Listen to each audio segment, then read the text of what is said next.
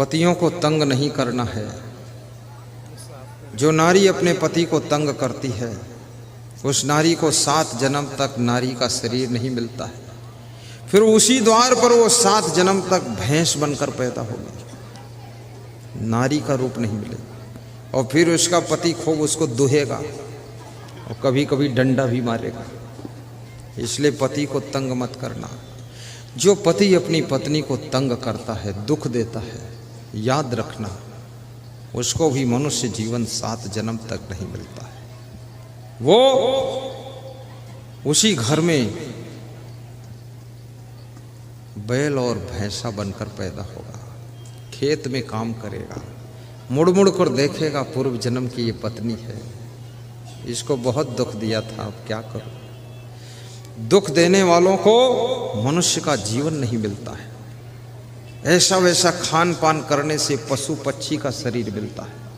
इसलिए शुद्ध शाकाहारी बनो, हाथ धोकर भोजन करो, नाखून काट कर साफ रखो, बालों को भी साफ रखो, अपने खाट गद्दे रजाई कपड़े साफ रखो, खटमल न पैदा होने पाए।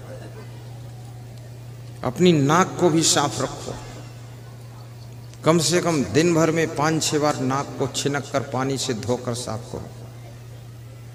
दांतों को भी साफ रखो, अपने घर द्वार को साफ रखो, खिड़की दरवाजे पोंछकर साफ रखो। मकड़ी का जाड़ा छुड़ाओ, मकड़ी का जाड़ा नहीं रहना चाहिए। और चप्पल जूते भी साफ सुथरे रखो, चश्मा भी अपना साफ रखो, मुंह को भी ठीक से धो। और सुंदर बनना चाहते हो तो प्रसन्न रहो। प्रसन्नता तुमको सर्व सुंदर बना देती है, क्रोध तुमको बदसूरत बना देता है। अधिक खाने से तुम्हारी शकल बदसूरत हो जाती है, कम खाने से, अच्छी तरह पचाने से आपकी शकल बहुत सुंदर हो जाती है। चबा चबा कर खाने से बुद्धि कुशाग्र होती है। गहरी नींद सोने से स्मरण शक्ति बढ़ती है। कम सोने से सिर दर्द भारी, दिमाग भारी हो जाता है। और सबसे प्रेम करने से बहुत सुख की प्राप्ति होती है। सामान को केयर करने से, सामान को संभालने से असमंजस कम पड़ते हैं। गम खाने से स्वर्ग का सुख मिलता है। दूसरों की गलती को क्षमा करने से स्वर्ग से ऊंचे स्थान प्राप्त होता है। द्वौविमो पुरुषो राजन स्वर्गस्य परितिष्ठता प्रभु क्षमय एक तो दरिद्रस्य प्रदानवान। विदुर जी कहते हैं 2 प्रकार के लोग स्वर्ग से भी ऊंचे स्थान पाते हैं। नंबर 1 वे लोग जो गरीब हैं लेकिन फिर भी दान करते हैं, दरिद्रस्य प्रदानवान। कुंभ मेला हो उज्जैन, कुंभ मेला हरिद्वार के लिए उज्जैन में आश्रम निर्माण हो रहा है, उसके भूमि दान के लिए जो लोग कुछ नहीं है फिर भी आधा कुंटल गेहूं देने का संकल्प ले लेते हैं। ऐसा करने वाले लोग स्वर्ग से ऊंचे स्थान को प्राप्त करते हैं।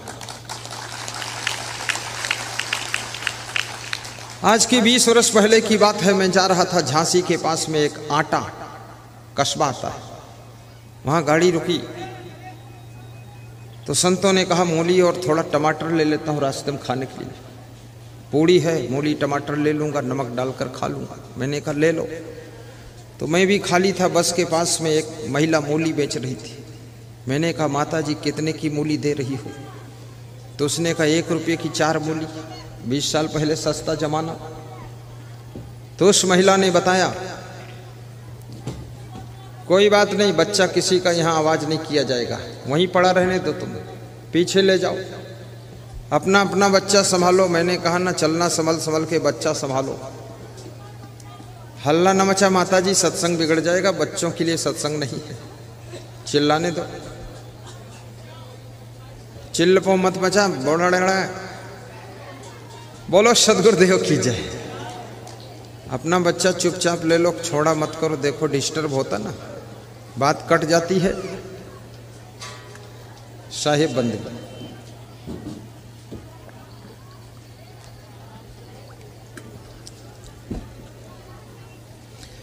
तो उस बूढ़ी महिला से मैंने कहा मूली माता जी कितने में दे रही हो? 1 रुपये की 4। तो मैंने कहा दे दो 20 मूली माता जी। तो उसको मैंने 20 मूली के 5 रुपये देना था, लेकिन हमने कहा इसको 10 दे दो, गरीब है महिला। तो जब उसको 10 दिया तो उसने क्या कहा, मैं साधु से नहीं लेती हूँ और तुम्हारा सब कुछ ठीक लगता है, लेकिन तुमने कहीं अपना घर बनाया है? हमने कहा घर नहीं बनाया माता जी। तो उसने 2 रुपया निकाल कर हमको दिया कि जाओ घर बना लेना, इधर उधर मत घूमा करो।